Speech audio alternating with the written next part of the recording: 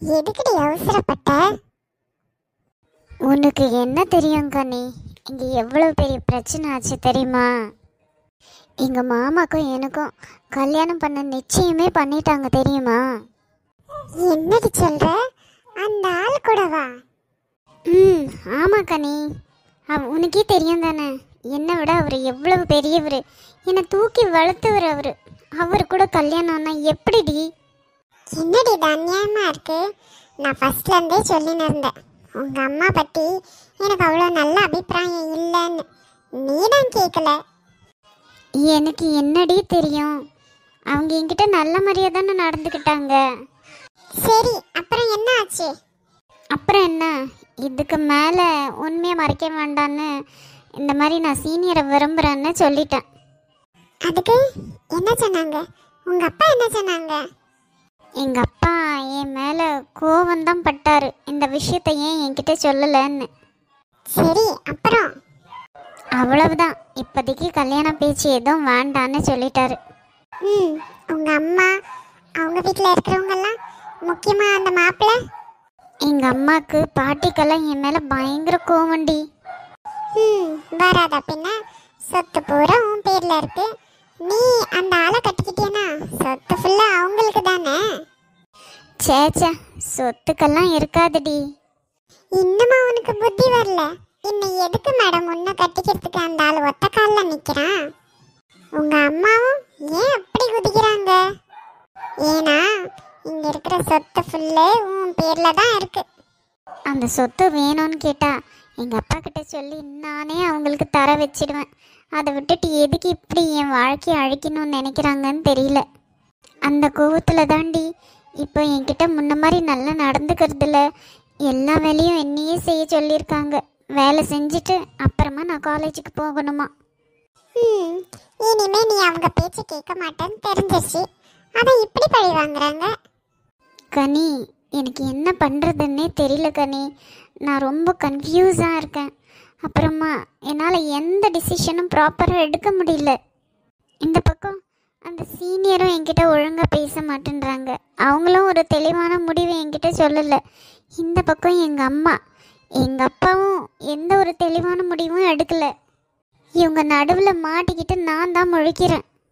என்ன பண்ண போகிறேன்னே தெரியலடி. அதுவும் இல்லாமல் எங்கள் அம்மா இப்போ இந்த மாதிரி என்கிட்ட நடந்துக்கிறாங்க. என்ன செய்யறது? என்னால் இந்த வீட்டில் நிம்மதியாக இருக்க முடியும்னு தெரியல. பாவண்டி, நீ உன்னை நினச்சா எனக்கு ரொம்ப கவலையாக இருக்கு. அதுக்கு தான் நான் படித்து சொன்னேன், யாரையும் அவ்வளவு சீக்கிரமாக நம்பாதன்னு. சரி விடு, நீ எதை பற்றியும் கவலைப்படாத. உன் படிப்பில் நீ கான்சென்ட்ரேட் பண்ணு. இவங்க யாரும் உனக்கு துணைக்கு நிற்கலன்னாலும் படிப்பு தாண்டி உனக்கு கடைசி வரைக்கும் வரும். ஃபஸ்ட்டு இந்த காலேஜ் முடித்து ஒரு நல்ல வேலைக்கு போகிறத பாரு. அப்போது சீனியர்கிட்ட பேச வேண்டான்னு சொல்கிறியா? அது உன்னோட பர்சனல். உன்னோட பர்சனலில் நான் எப்படி சஜஷன் கொடுக்க முடியும்? வாழ போகிறது நீ தான் தெளிவாக முடிவு எடுக்கணும். தெளிவாக மட்டும் இல்லை, தைரியமாக முடிவு எடுக்கணும். எப்படிடி? யாரோட சப்போர்ட்டும் இல்லை, என்ன பண்ண போகிறேன்? அந்த சீனியர் வேற பெரிய பணக்கார வீட்டு பையன்னு கேள்விப்பட்டேன். ஒன்றும் இல்லாமல் போய் நின்னா என்னை ஏற்றுக்குவாங்களா அவங்க வீட்டில்? அதை பற்றி எனக்கு எந்த ஐடியாவும் இல்லடி, எனக்கு தெரியலடி. இப்போதானே உங்கள் அம்மா அவங்களோட சுயரூபத்தை காமிக்க ஸ்டார்ட் பண்ணியிருக்காங்க. கொஞ்ச நாள் பொறுத்து போ. உன்னால் ரொம்ப பொறுத்து போக முடியலன்னா சீனியர்கிட்ட இதை பற்றி பேசு. நீ இந்த விஷயத்துல உறுதியா இருக்க தானே? எந்த விஷயத்துலடி? அதான் சீனியரை விரும்புறியே, அவங்களே கல்யாணம் பண்ணிக்கணும்ன்ற உறுதியில இருக்க தானே? ஆமாடி, நான் உறுதியாக இருக்கேன். உனக்கு அப்புறமா என்கிட்ட அன்பா அக்கையே பேசுகிற ஒரே ஆள் சீனியர் தான். சரி, அப்போ கொஞ்ச நாள் பாரு. உன்னால் ரொம்ப சகிச்சிக்க முடியலன்னா இந்த விஷயத்தை போய் சீனியர்கிட்ட பேசு. நீங்கள் 2 பேரும் சேர்ந்து என்ன முடிவு எடுக்கிறீங்களோ அதில் எனக்கு உடன்பாடு தான். தேங்க்ஸ் டி, தேங்க்யூ ஸோ மச் கனி.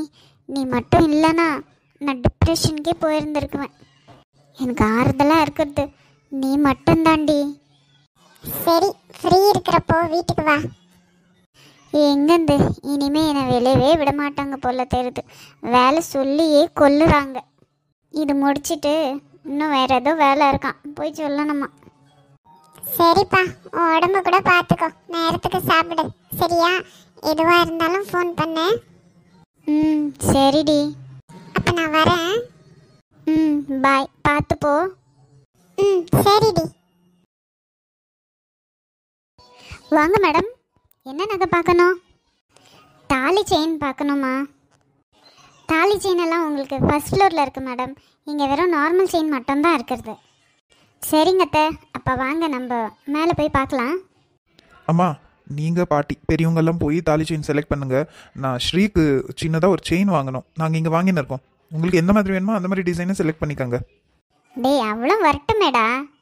அம்மா, இங்கே அவளுக்கு நான் ஒரு செயின் வாங்கி தரலான்னு இருக்கேன். சரி விடு பைரவி, சின்ன பசங்க வாங்கிக்கிட்டோம், தாலி செயின் தானே, அதை நம்ம பார்த்து வாங்கிக்கலாம்.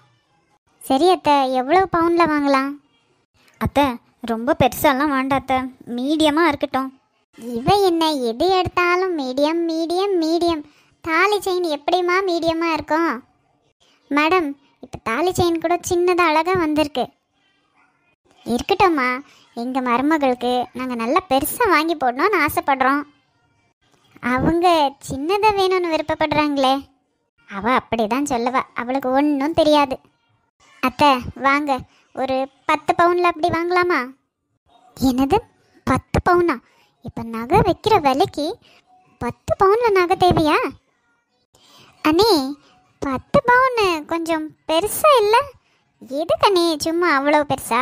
அவள் இன்னும் காலேஜ் தானே போகிறா, சின்னதாக வாங்கினாதான் என்னவா?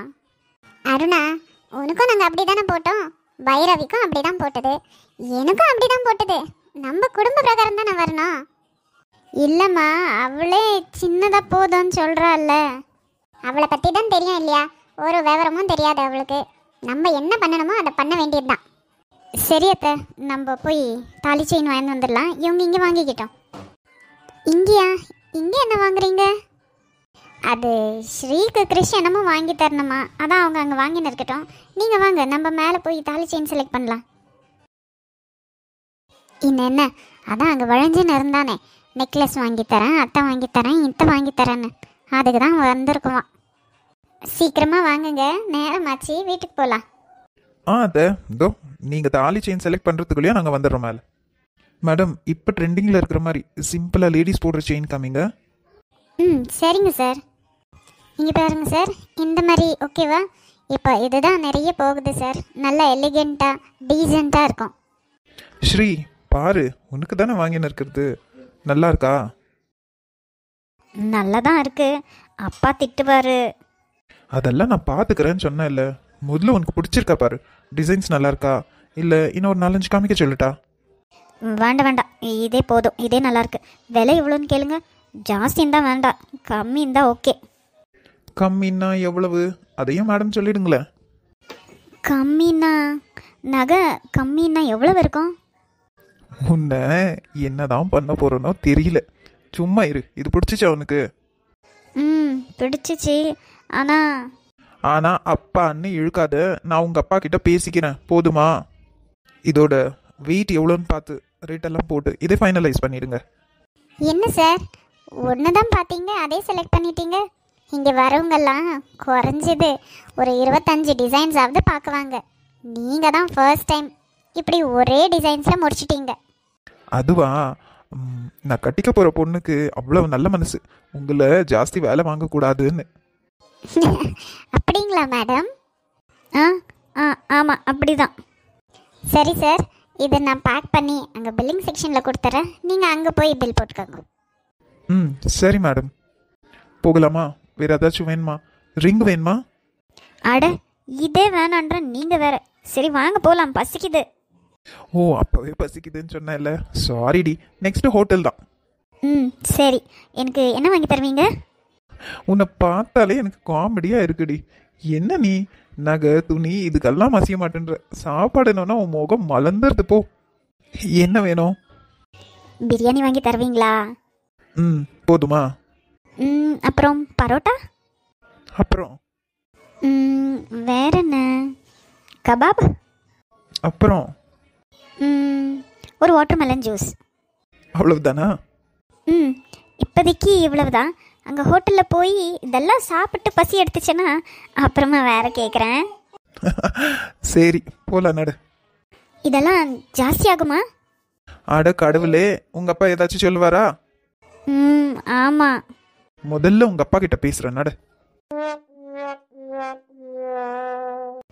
என்னங்க, நீங்கள் கோவப்படாதீங்க, உங்கள் உடம்புக்கு ஒத்துக்காது. அவள் வரட்டும், என்ன ஏதுன்னு கேட்டு டிசைட் பண்ணலாம். இனி கேட்கறதுக்கு என்ன இருக்கு புவனா? அந்த பையன்தான் வந்து அவ்வளவு தெளிவா சொல்லிட்டு போயிருக்கானே. நான் நம்ம பொண்ணை மலை போல நம்பியிருந்தேன். இப்படி என்ன அவமானப்படுத்துவான்னு நான் கொஞ்சம் கூட நினைச்சு பார்க்கல. சரிங்க, நீங்கள் சொல்கிறது புரியுது. சின்ன பொண்ணு. இன்னுமா சின்ன பொண்ணு? அவளுக்கு என்னென்னமோ பண்ண தெரியுது, இதெல்லாம் புரிஞ்சுக்க தெரியலையா? சும்மா இரு புவனா, சின்ன பொண்ணுன்னு அவளுக்கு சப்போர்ட் பண்ணாத. சப்போர்ட் பண்ணலைங்க, எனக்கும் கோவம் வரதான் செய்யுது. ஆனால் என்ன செய்ய?